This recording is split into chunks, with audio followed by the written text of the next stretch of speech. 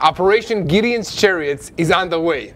The IDF this week launched Operation Gideon's Chariots in the Gaza Strip after weeks of planning for an extended campaign, while the ceasefire negotiations in Doha, Qatar continues. I'm Yair Pinto with boots on the ground, reporting live about what's happening in Israel. I'm here with my close friend Mati Shoshani, and behind us is the Gaza Strip, where Israel is fighting against the terrorist organizations that are ruling the civilian population there. And just a few minutes ago, basically every 10 minutes, you have an explosion in Gaza, just behind us, because this is part of the airstrikes that the Israeli Air Force is conducting against Hamas. So the IDF announced that it has begun the operation, codename Gideon's Chariots, with activity in the south and the northern part of the Gaza Strip. We are currently in the northern part of Gaza. And so far, the forces have terminated dozens of terrorists, destroyed terror infrastructure, and are now seizing ground inside Gaza. The chief of the general staff stated that the IDF will give the political echelon flexibility to advance any hostage deal. Such a deal is not a halt, it is an achievement. The Hamas terrorist organization attempted several launches towards the Gaza envelope, basically the Israeli communities adjacent to the border with Gaza, in the past week. The Air Force began the opening salvo, during which it struck more than 670 Hamas terror targets all across the Gaza Strip. In the next stage, the IDF is expected to expand the movement of the Palestinian population from the north and the center of the Gaza Strip to the south to predestinated locations. As part of the opening moves of Operation Gideon's Chariots and the expansion of the campaign in the Gaza Strip, the Air Force executed a series of precise strikes, sorties against the terror targets throughout the Gaza Strip, and reports indicate a bomb every 4 minutes in average. Amongst the targets that were struck were combat tunnels, weapons depots, anti-tank launch positions, terrorists, and other terror infrastructure. In the Gaza Strip, it was reported that the IDF again dropped leaflets calling residents to evacuate the Khan Yunis area before an unprecedented attack against terror organizations at the start of Gideon's Chariots operation. During a special raid in Khan Yunis that included dozens of strikes and helicopter fire, the IDF terminated Ahmed Sarhan, a senior commander in the military wing of the Popular Resistance Committees, and Arab networks claimed that forces had tried to locate hostages and disguised itself as women, but failed at this mission. The IDF stated that this action is part of Operation Gideon's Chariots in the Gaza Strip. So, after humanitarian aid entered Gaza for the first time in months, it is estimated that trucks will enter again today. Arab reports stated that the body of Muhammad Sinwar was found inside the tunnel in the Gaza Strip, and according to the report, Muhammad Sinwar, the senior Hamas figure and the younger brother of the slain Yair Sinwar, the leader of Hamas, was found in a tunnel in Khan Yunis together with 10 other aides, terrorists of the Hamas organization. Defense Minister Israel Katz, in the Foreign Affairs and the Defensive Committee, stated that there is no definite confirmation of this, but all indications show that Muhammad Sinwar was eliminated. It appears that the Rafah Brigade commander Muhammad Sabanech was also terminated. Negotiations in Doha on a hostage deal and a ceasefire continue under heavy international pressure against Israel and also on Hamas to reach an agreement. The Security Cabinet in Israel will convene today to decide whether Israel's direction is to reach a deal or the conquest of all of Gaza. So this is the situation now, and again, I'm Yair Pinto with Boots on the Ground Live, reporting to you on the war against Hamas, the terrorist organization that controls the Gaza Strip, against Hezbollah, and against the Houthi militias in Iraq, and all the other terrorist organizations, also in Judea and Samaria, and all across this region that are taking their orders from the Islamic Republic of Iran. And today, we are live here outside the Gaza Strip in the Israeli-Gazan border, where this week the IDF has positioned itself for the broad ground entry of 5 full divisions into the Gaza Strip. We've seen the forces all around this area. The IDF is ready. So before we begin, I want to urge you to help us share the truth. And to do that, we need you to click on the subscribe button. We at TBN Israel work day and night to bring you the truth so that you will know how to pray for the peace of Jerusalem. Guys, you can also click on the super thank you button with any amount that you want to give towards our operations that will create more videos like this one and help share the truth to many people around the world so that they will know how to pray for the peace of Jerusalem. You can also visit our website, tbn.org/Israel. And now, I'm standing here with Mati Shoshani, and behind us, explosions every few minutes. Mati, which way is the wind blowing right now? Well, if the viewers can tell by my shirt, the wind's blowing from behind us to in front of us. But literally speaking, we're experiencing and witnessing a very, very unique day here in the Gaza Strip. Myself and the team, we've been here since early this morning. The amount of explosions, the amount of ongoing military actions are something we've only seen many, many months ago, earlier on. We're talking back in 2024, in the level of operations that took place in the Gaza Strip. Not only that, the amount of forces amassing around this area are incredibly substantial. And what we need to understand here is that we're witnessing a completely different series of events than what we've seen previously. This is not a maintenance operation, and it's not an operation to just weed out terrorist nests, etc. inside the Gaza Strip. What we're witnessing is something far more fundamental. It is the IDF, backed by the Israeli government and the international community, taking on a serious action to fully dismantle, isolate, and weed out the Hamas terrorists within the Gaza Strip.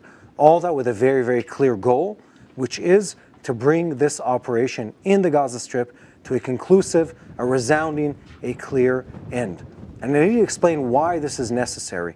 We have been, for months now, at an ongoing stalemate where Israel tries to engage with the Hamas through the US, through the Egyptians, through the Qataris, through the Saudis, through whoever is willing to participate in this, all with the purpose of ending the conflict and returning Israeli hostages back to their homes in Israel. And at every turn and in every negotiation, Hamas does one thing only.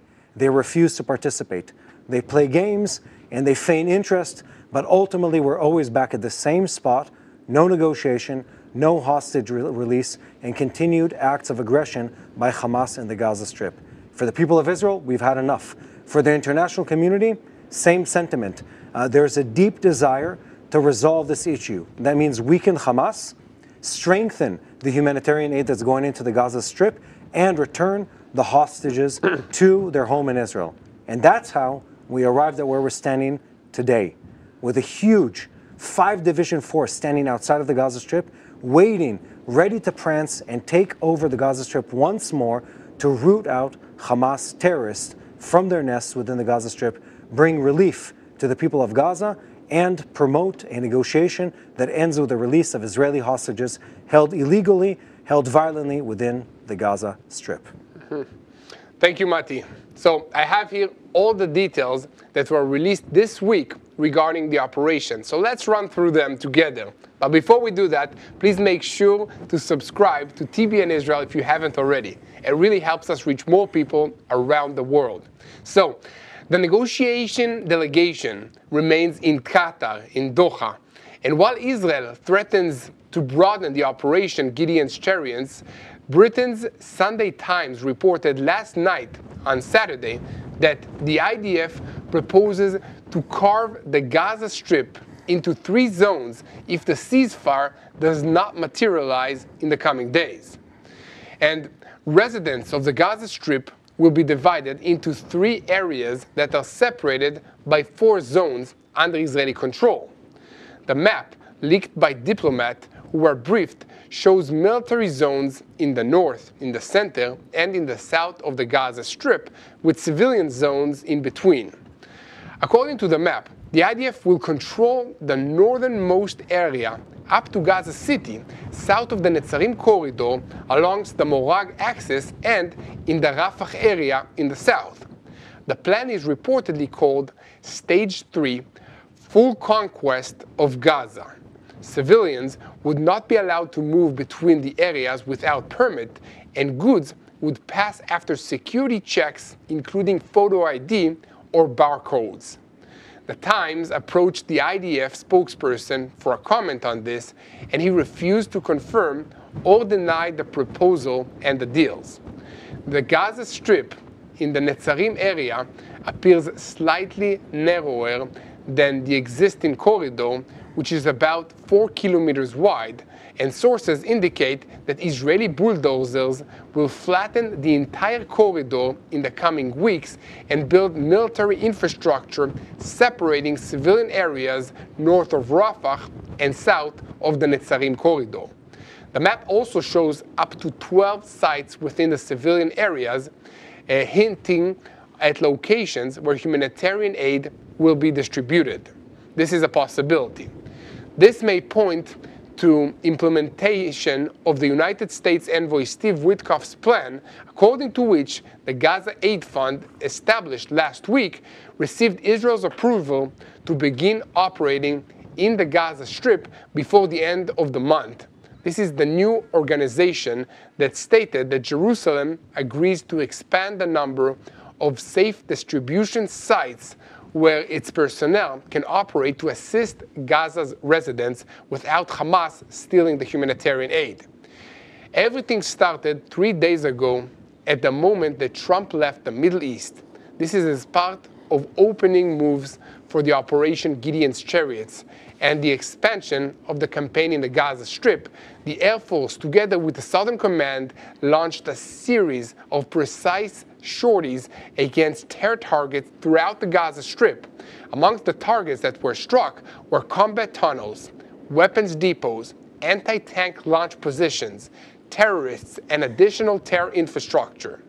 And earlier this week, the IDF spokesperson's unit in Arabic issued a warning to Khan Yunis residents and called them to leave their homes. The IDF is preparing to launch soon an unprecedented attack to destroy the capabilities of the terrorist organizations in these areas. Aderi, the Israeli spokesperson in Arabic, further clarified that from this moment, Khan Yunis and that district will be considered a dangerous combat zone.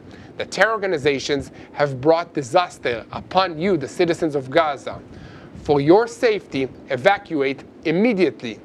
And following the spokesperson's announcement, thousands of residents began evacuating their homes, and later, spontaneous demonstrations broke out in Khan Yunis calling for an end to this war. The demonstrations occurred near Nasser Hospital, which serves as a Hamas headquarters. The Southern Command IDF forces continued the wide-scale offensive activity within Operation Gideon's Chariots, which is a direct continuation of the effort to achieve the war's objectives in the Gaza Strip and deepen the achievements in the combat. So guys, we will continue reporting boots on the ground style about what's happening in the Gaza Strip during the fighting. So if you joined us just now, Mati and I are live now on the Gaza-Israel border. Behind us, you can see the northern part of the Gaza Strip. Israel has reportedly warned that if Hamas does not agree to a partial hostage deal by the time that Trump leaves the Middle East, over the weekend, the IDF increased its airstrikes ahead of a planned ground entry into the Gaza Strip called Gideon's Chariots. And we see and hear explosions every 10 minutes or so on average throughout the day here on the border between Israel and Gaza. This is the second stage of the operation led by the Chief of the General Staff, Lieutenant General Eyal Zamir, which began with Operation Shield and Arrow, during which the IDF resumed airstrikes, eliminated Hamas senior leaders, and also Muhammad Sinwar, but there's no official confirmation of his death just yet. So the Gaza Strip was attacked by multiple forces of the IDF from the Morag axis between Rafah and Khan Yunis, and operated intensively in Rafah to destroy the infrastructure and terminate the terrorists. So under Gideon's Chariots operation, the IDF intends to expand its action to the vast majority of the Gaza Strip to create surveillances, to destroy infrastructure.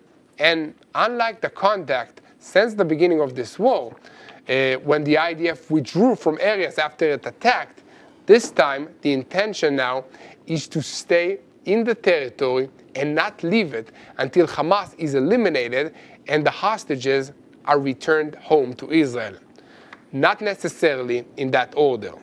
Okay? So during the weeks of the IDF began airstrikes to prepare the ground for the planned ground entry into the Gaza Strip. The Air Force in Israel launched extensive strikes, and the IDF moved forces to seize dominating terrain in the Gaza Strip. Look, in the next stage, the IDF will broaden the movement of the Palestinian population from the north to the center of the Gaza Strip and also to the south to pre-marked locations where the army has also set up 4 logistical centers where Gazans can stock up on food and humanitarian supplies to prevent starvation. At present, 3 of the centers are in the south of the Gaza Strip, and 1 is in the center to support the effort that the direction of the Israeli government and also in cooperation with the United States stated that humanitarian aid will be delivered, but will make sure that no Hamas terrorists will seize it. So the IDF says that it has completed establishing the centers, but an American company is responsible for the method of food distribution to the Gazans. The IDF emphasizes that at this moment there is no starvation in the Gaza Strip and there is enough food for the near term. The Israeli defense establishment is still preparing for the possibility that Hamas will try to foil the planned operation by agreeing to a partial hostage deal. And Defense Minister of Israel, Israel Katz, announced yesterday that with the start of Operation Gideon's Chariots, the Hamas delegation in Doha, Qatar, announced a return to negotiations contrary to the intransigence of the stand that is currently happening in the Gaza Strip. So they had to take up that moment in order to carry out this attack. He added that their agreement to return to negotiations is without any humanitarian opening that is not required and without any kind of ceasefire. So during the past 24 hours, the IDF launched a wide ground operation in several areas in the northern and in the southern parts of the Gaza Strip. This is a new phase in the fight against the Hamas terrorist organization, the beginning of Operation Gideon's Chariots. And according to the IDF spokesperson's announcement, the ground operation is being carried out by regular and reserve forces under the Southern Command, accompanied by ongoing air support from the Air Force. So far, dozens of terrorists have been terminated and terror infrastructure was destroyed both above and below ground. The forces have seized control of positions in key areas inside the Gaza Strip. And shortly after the spokesperson's declaration, Gaza channels reported the advance of IDF tanks on 2 axes, east of Jabalia in the northern parts of the Gaza Strip and between the Gaza and Al-Fukhari east of Khan Yunis in the south of the Gaza Strip. 5 IDF divisions are currently participating in the assault on the Gaza Strip and the Hamas strongholds. A security source said, "We launched a simultaneous attack in multiple sectors in the north and the south of the Gaza Strip." Operation commanders report that during the past week, they preceded the ground action with a broad wave of strikes. The Air Force began an offensive against more than 670 targets across the Gaza Strips that included weapons depots, underground tunnel routes, anti-tank missile launch positions, and armor terror cells inside tunnels and inside houses in the Gaza Strip. The IDF emphasizes that it will continue to operate as required against the terrorist organizations in the Gaza Strip in order to ensure the security of the citizens of Israel and the forces operating in Gaza. The scale of the ground entry indicates a transition from the stage of military and intelligence preparations to the actual operational stage, whose goal is to disrupt Hamas's activity and to lead to its defeat in this campaign. So before we start to dive into an in-depth analysis with Mati Shoshani standing here right next to me, I want to ask you to give a like, click the subscribe button, or also leave us a comment about what do you think about the situation in the Gaza Strip. What do you think about this operation? Do you think that 5 divisions are enough to take out Hamas? Let us know in the comments. Mati, what has been happening behind us in the recent days that we saw the elimination of Sinwar, the brother? We saw the military pressure from the Air Force of Israel. Where do we go from here as far as the ground forces? That's a very interesting question. I think we've stated several big things that we need to reiterate. One, the IDF is changing the way it's operating in the Gaza Strip. And it's going from a place where it would do sort of strike and retreat operations to now it's striking and holding on to terrain. This is a change that even, I want to say 3 to 4 weeks ago has already happened, where the IDF decided, and this was also a decision made by our political leadership, saying, look, we're no longer going into the operation where we're going in and withdrawing. We go in, we hold on to the ground. The decision was made for a very clear reason. Every time the IDF has retreated in the past, even if there was a corridor maintained, Hamas came back in, they paid off, and I'm not exaggerating when I'm saying 15 and 16-year-olds, to take up arms and carry out semi-suicide or suicide missions. So it's been this ongoing operation where it's in and out, in and out. The IDF changed that. Secondly, we're looking at something entirely different now. Now the goal is to cut, splice, and divide the Gaza Strip. This isn't an operation just in one centralized area and the rest are being left apart. The reason we're amassing this level of forces is very clear. It's to divvy up the Gaza Strip and work across the entire region in a way where it's a grid that slowly starts pressing out, squeezing out the Hamas operatives. And I'll explain how that works. We're going to be punching in through 3 or 4 main corridors. It's not entirely clear because, again, there's an element of surprise that's desired here. And as the IDF forces push through, they carve out different areas within the Gaza Strip. And once they've done that, they do it once more.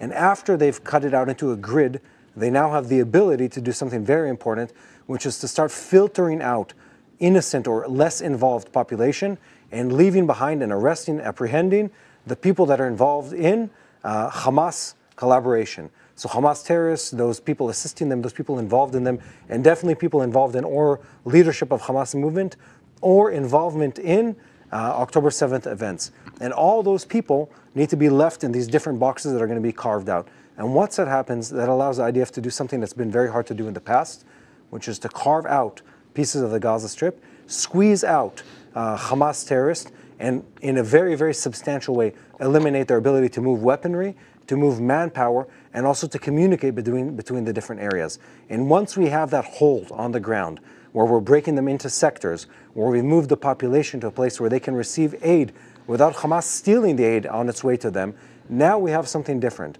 We have the ability to control the Gaza Strip, to eliminate Hamas as a fighting force and a mobile force within the Gaza Strip. And that brings us to where we want to be, which is negotiating from a place of power against Hamas to retrieve the hostages and to force them into a ceasefire agreement where they are dismantled from their weapons and other aid organizations enter in.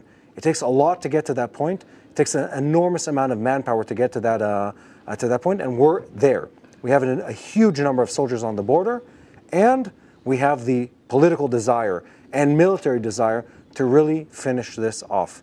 And I need to remind people, you can talk about the military scale, you can talk about the manpower. Let me remind you, there are 58 hostages left in the Gaza Strip.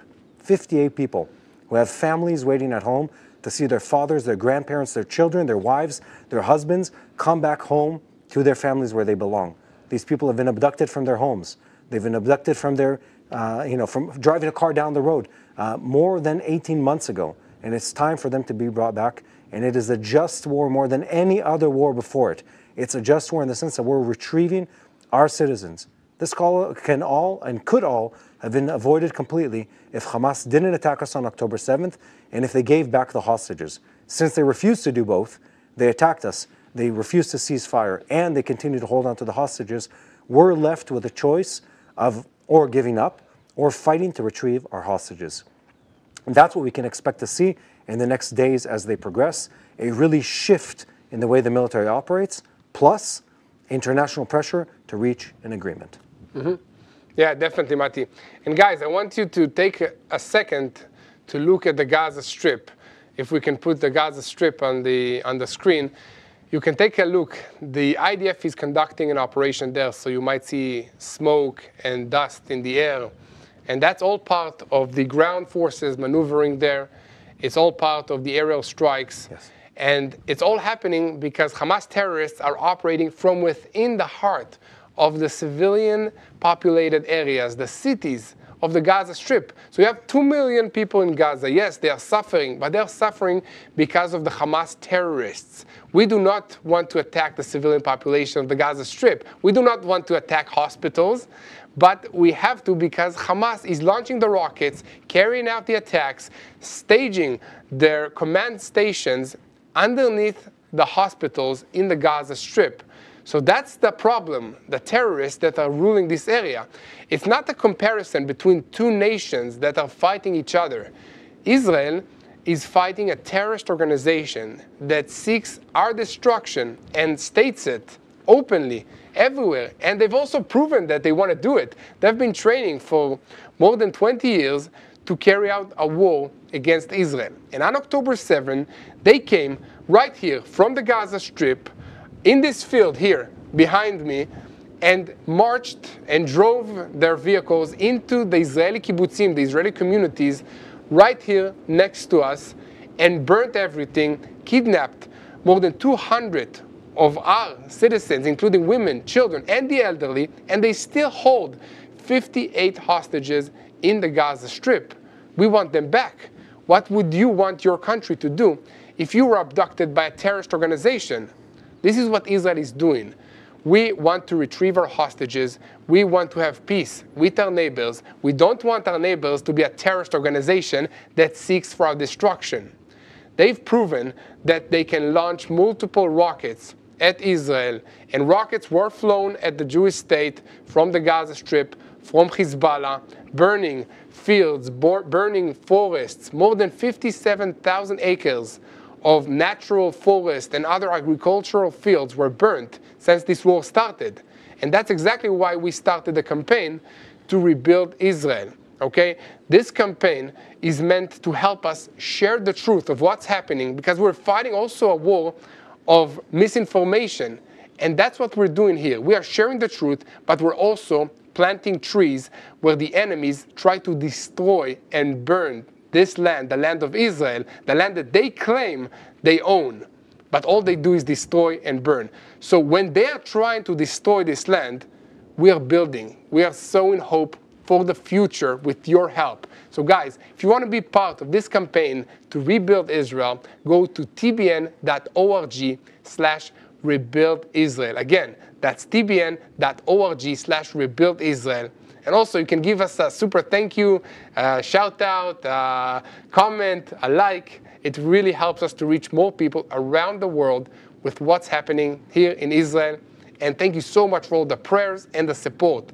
This is a spiritual war, and it means the world for us that you are praying for the peace of Jerusalem. So, Mati Shoshani, a few months ago, you were at the Gaza border crossing, and I saw that 8 trucks entered into the Gaza Strip. How do you think that the pressure being applied on Israel will change the situation? Because at the moment, we are not allowing aid to enter Gaza. Well, though that changed a couple of days ago, Yair. So to recap, a couple of months ago, we were filming at the border crossing because Israel wanted to show the world how much aid was entering into the Gaza Strip every day. Are we talking freely now? You can talk to me now also, okay. Yeah. Much better. It's good to see you. Much better. So to your point, we were filming and there was an enormous amount. There was a field, I mean, it's the size of multiple football fields full of equipment, pallets and stuff like that. sitting, waiting to be driven into the Gaza Strip. And there were many, many trucks coming from the Israeli side, dropping them off at the border crossing. And on the flip side, there were many, many trucks coming from within Gaza, taking those goods into the Gaza Strip. Even today, by the way, Israel didn't halt completely, but it minimized the amount of aid that was coming in from Israel to Gaza in recent days. But in the last 2 or 3 days since the weekend, the aid has been reestablished. And even today, I think I came in a little earlier than you, there were a bunch of trucks on the side of the road waiting to go into the Gaza Strip. So aid didn't stop. Also want to remind people that the volume of aid going in on a daily basis, this isn't just enough for a couple of days. Enough for months. It was enough for months, exactly. It was a couple months ago when there was a whole discussion about, since the negotiations were collapsing, can we cut off aid to pressure Hamas? And the Israeli government said, look guys, it's not really effective. They have probably between 45 to 60 days worth of dry goods in the Gaza Strip. You can't just dry out the goods and pressure them. You've been supplying them an enormous amount of goods going in. So that's a point of contention. It's also very important to state here, this whole idea of aiding isn't just about the population. It's about Hamas. Hamas hijacks the goods going into the Gaza Strip. This isn't speculation. This is my opinion. No, this is what's happening. This is what's happening. There's video footage. They send in the trucks. You see the Hamas terrorists jump on the trucks with AK-47, hijack the truck, and then fire at the civilians that want to receive some food. And what they do is they take the truck. It's much more extreme than that, though. Yeah. They take those trucks that they hijack to their warehouses and then sell it at a ridiculous price to the population. But it gets worse. If they have competitors who received aid, you have UN aid organizations, you have the World Food Bank, you have several other organizations that have food, you have traders who are getting food through possibly different crossings that they weren't able to stop. Several times recently, Hamas, allegedly, goes and burns down all their warehouses. So to control the prices and to make sure that they have control, they're the only ones who can sell goods to their population at a ridiculous price. What do? They go in the middle of the night, and at once, I think it was 6 warehouses that were burnt in one night. They burn down the goods for other entities. Makes sense. It's a terrorist organization. I don't think that they're thinking, you know. So no one else can aid.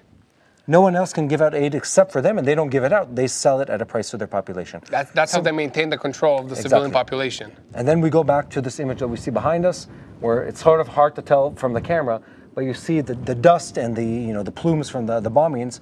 The IDF is going in also for the people of Gaza.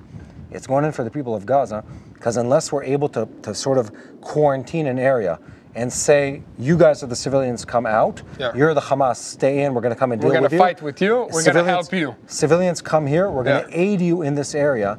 It's impossible to make sure that aid gets to the people.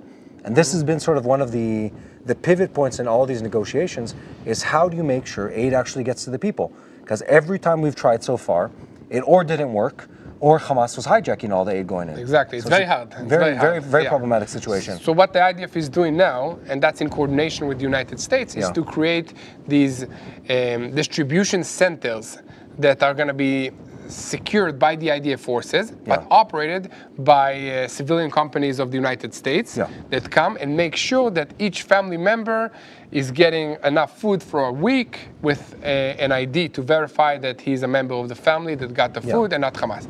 But there are still reports that Hamas are stealing the food directly from the people, from the families. No, they remain bad guys. It doesn't change. So. They're villains one way or another. But here's where things get interesting. It's much more complicated than that, in the sense that there are solutions to many of these problems. This, despite what we like to think, Israel isn't the only place in the world that's experiencing conflict. Far from it. Definitely not. Far from it. Far from it. And these kind of conflicts have been resolved many times before. In fact, as we're speaking, there are similar conflicts that are taking place in other parts of the world. Far more violent, by the way, and far more intertwined as far as the population goes. But not reported. Less reported, yes. And do we have a problem with our audio? Yeah, turn over. I'll turn around. Thank you. Yair and I are being told that there's too much wind for our microphones. So look, again, we're coming to you live. So this is what it is. Forgive us. Yeah. Forgive us.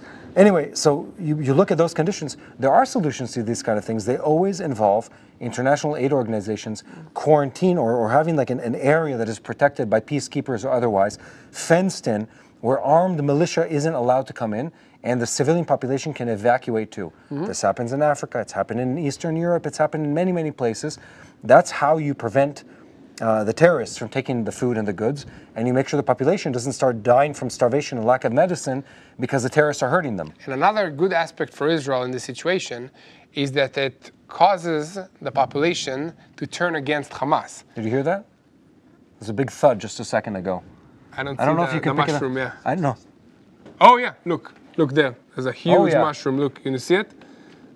So the Air Force carried out a very big, I think it's like a 1-ton Can you see that on the bunker camera? buster or something like that.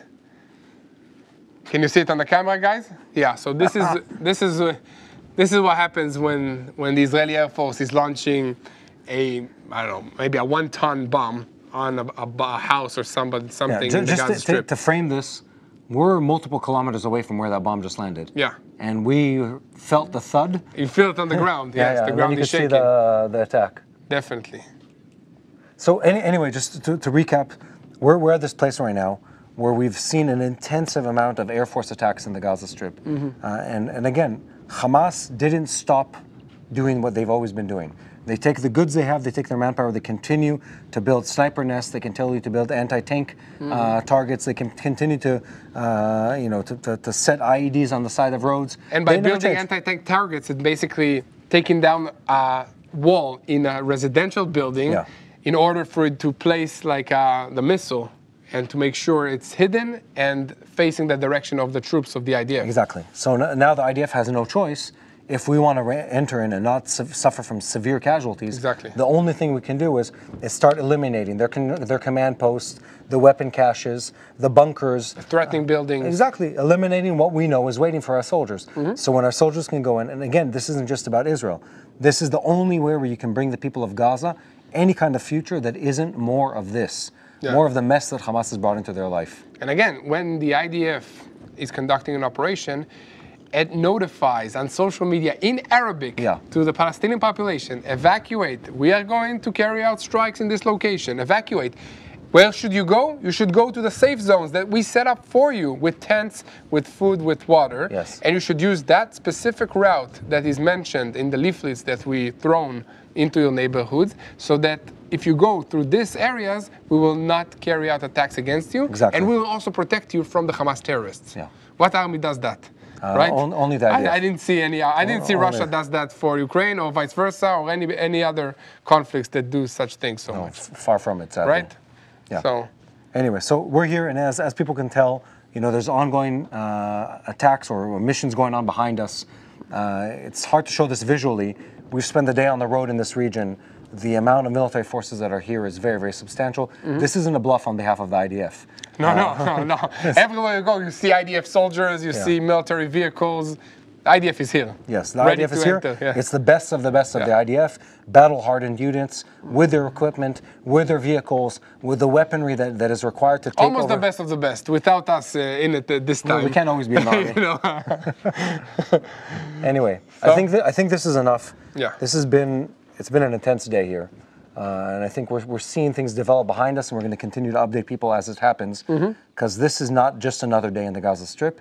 This is the IDF and the Israeli government saying, we've had enough of what Hamas has given us so far, and we want to change. We want to change the tune that's playing, and we want to reach a conclusion, and if it requires a substantial amount of force beyond what's been used so far, and holding on to more of the ground than what's been done so far, so be it, all the way to the point where the international community, primarily the US, the Saudis, the Qataris, we can force an agreement on Hamas that dismantles them, it demilitarizes at least part of the Gaza Strip, and it releases the hostages.